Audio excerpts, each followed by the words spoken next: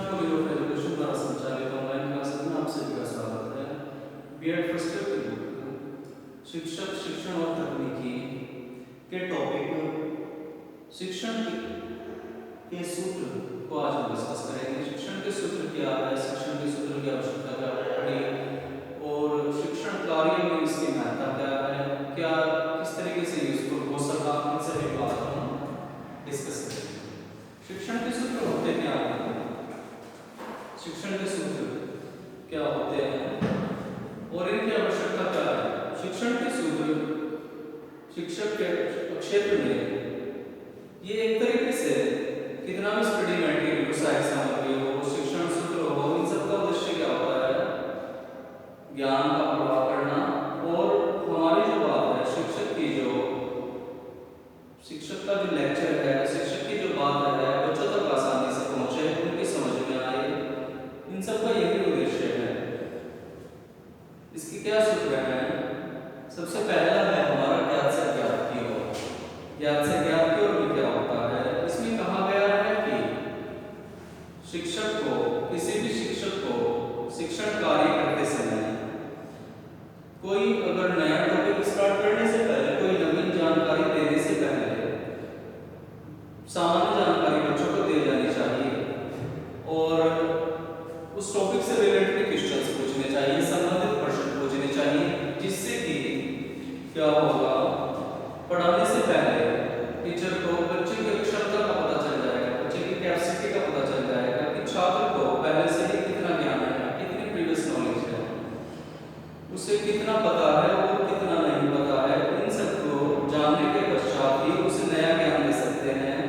अतः पहले से ही नॉन ज्ञान की जानकारी होने के कारण और अननोन की तरफ चलने के कारण इस सूत्र को कहते हैं हम ज्ञात से ज्ञात की ओर, यानी from known to unknown knowledge. Next है अनिश्चित से निश्चित की ओर, यानी कि from indefinite to definite. Primary level पर यानी कि प्राथमिक स्तर पर बच्चों का जो ज्ञान होता है काफी अस्पष्ट होता है। ऐसे इसका विस्तार करते हुए उन्हें धीरे धीरे इसे निश्चित रूप दिया जाना चाहिए, जैसे कि उड़ने वाले पक्षी, तोता, बिल्ली नहीं, उड़ने वाले पक्षी और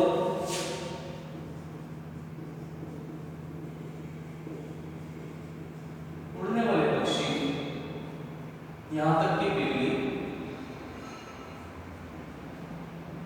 कुत्ता तथा अन्य जो जानवर भी होते हैं।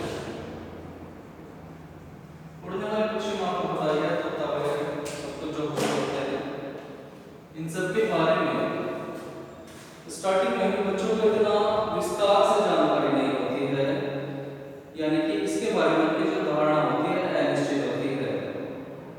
शिक्षक इनके बारे में अच्छी तरीके से जानकारी देकर उनके ज्ञान को निश्चित और स्पष्ट बना सकता है और स्थायी बना सकता है। नेक्स्ट है इसमें सुगम से जटिल की ओर, easy to difficult, from easy to difficult. अपना टाइम टेबल किसी भी टीचर को इस तरीके से बनाना चाहिए कि उसे पता चलना चाहिए कि बच्चों को कितना नॉलेज है, पहले से ही कितनी नॉलेज है, प्रीवियस नॉलेज कितनी है। इस तरह से वो अपने टाइम टेबल का डिवाइडेशन करे कि जो पढ़ाए जाने वाले टॉपिक्स हैं पहले सुगम टॉपिक्स पढ़ाए, सुगम यानी पहले इजी टॉपिक्स पढ़ाए, इजी को पढ़ाते पढ़ाते स्टेप बाय स्टेप थोड़ा टफ की ओर आता जाए, क्योंकि अगर स्टार्टिंग में टफ टॉपिक पढ़ा दिया तो बच्चे का जो है इंटरेस्ट कम होगा, कक्षा प्रभावी नहीं होगी, शिक्षण कार्य अच्छी तरीके से संपादित नहीं हो पाएगा और बच्चा भी अच्छी तरीके से टीचर के साथ इंटरेक्ट नहीं कर पाएगा। नेक्स्ट है स्कूल से शिक्षण की ओर, concrete to abstract, from concrete to abstract. प्रारंभ में जो बच्चा होता है, बच्चे का ज्ञान काफी ज्यादा कम होता है और उसकी जो नॉलेज होती है वो सिर्फ किसी वस्तुओं के गुणों को और वस्तु को भी सिर्फ स्थूल रूप में ही जानता है। जैसे जैसे उसका विकास होता है, उसकी बुद्धि का विकास होता है, तो वो सूक्ष्म रूप को भी जानता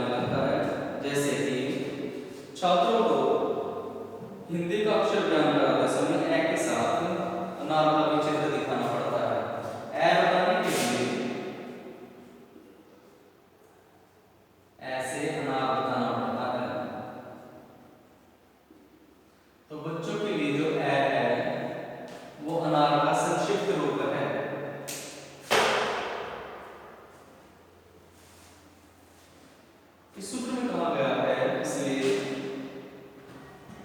कि पढ़ाते समय पहले स्थूल वस्तु को पढ़ाया जाए, स्थूल ज्ञान को डेवलप किया जाए, स्थूल ज्ञान को डेवलप करने के बाद सूक्ष्म उसकी सहायता से ही सूक्ष्म ज्ञान की तरफ बढ़ा जाए, सूक्ष्म ज्ञान को बच्चों के डेवलप किया जाए। नेक्स्ट है इसमें पूर्ण से अंश की ओर, यानी from wall two parts, wall two parts, complete से एक छोटे पार्ट्स की ओर मुड़ने को कहा गया है। इसमें कहा गया है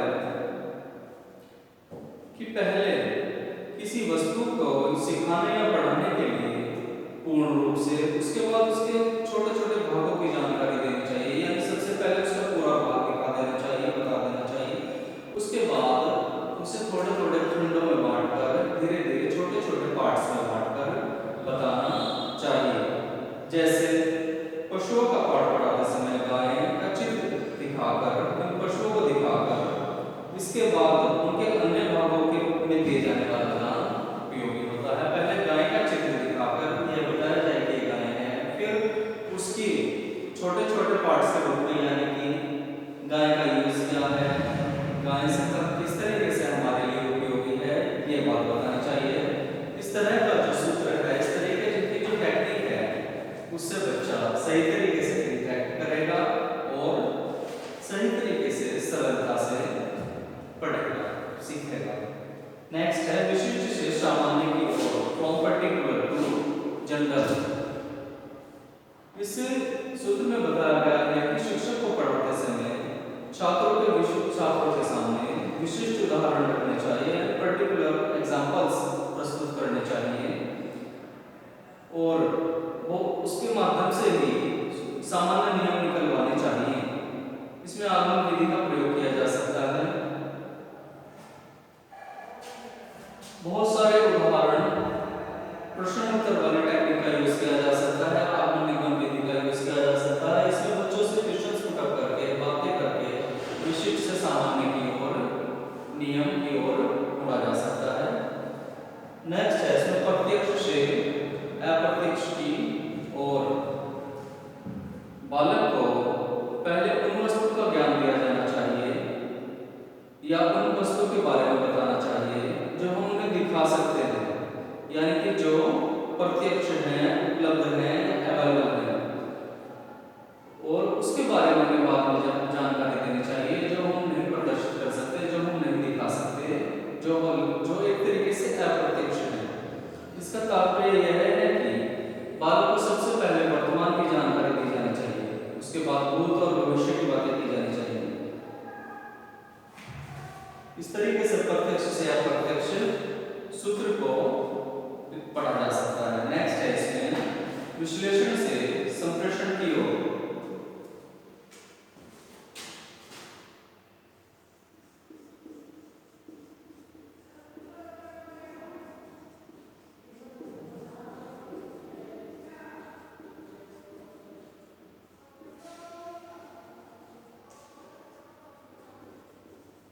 विश्लेषण से संप्रेषण की ओर, यानी कि एनालिसिस टू सिंथेसिस। इसमें कहा गया है कि सबसे पहले बच्चे को पढ़ाते समय क्या किया जाना चाहिए, संपूर्ण वस्तु का अध्ययन किया जाना चाहिए और फिर उसके विभिन्न भागों को बताया जाना चाहिए। विश्लेषण विधि में सबसे पहले कहा गया है कि विश्लेषण से संप्रेषण की ओर किस तरीके से किया जाना चाहिए। सबसे पहले हमें उस संपूर्ण वस्तु का अध्ययन कराया जाना चाहिए, उसके बाद बताना चाहिए उसके विभिन्न पार्ट्स के बारे में। जिस तरीके से हम कोई संसद बता रहे हैं कि संसद है, संसद भवन के बारे में डिस्कस कर रहे हैं बच्चों से, तो हमें सबसे पहले बताना चाहिए कि संसद है क्या, ये भारत की संसद है, उसके बारे में लोकसभा राज्यसभा के बारे में नेक्स्ट बताना चाहिए। इस तरीके से अपने टॉपिक को सब टॉपिक्स में, अपने यूनिट को सब यूनिट्स में डिवाइड करके बच्चों को पढ़ाया जा सकता है इस सूत्र के द्वारा। नेक्स्ट है मनोवैज्ञानिक तरीके से तार्किक की ओर।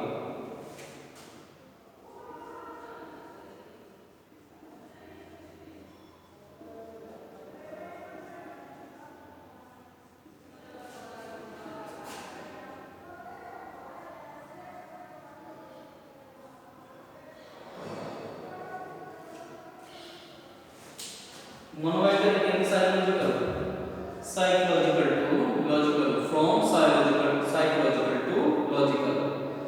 इसमें क्या होता है, इसके अनुसार बालक को कोई विषय पढ़ाते समय उसकी रुचि, आयु, जिज्ञासा, शारीरिक और मानसिक शक्ति को ध्यान में रखते हुए पढ़ाया जाना चाहिए।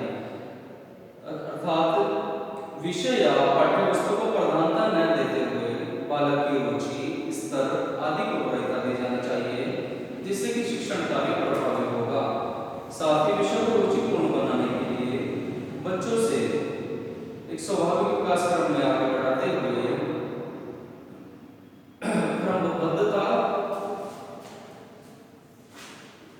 क्रमबद्ध रूप में मनोविज्ञान से तार्किक रूप से आगे बढ़ना चाहिए या पढ़ाया जाना चाहिए। नेक्स्ट है इसमें अनुभव से युक्ति की ओर।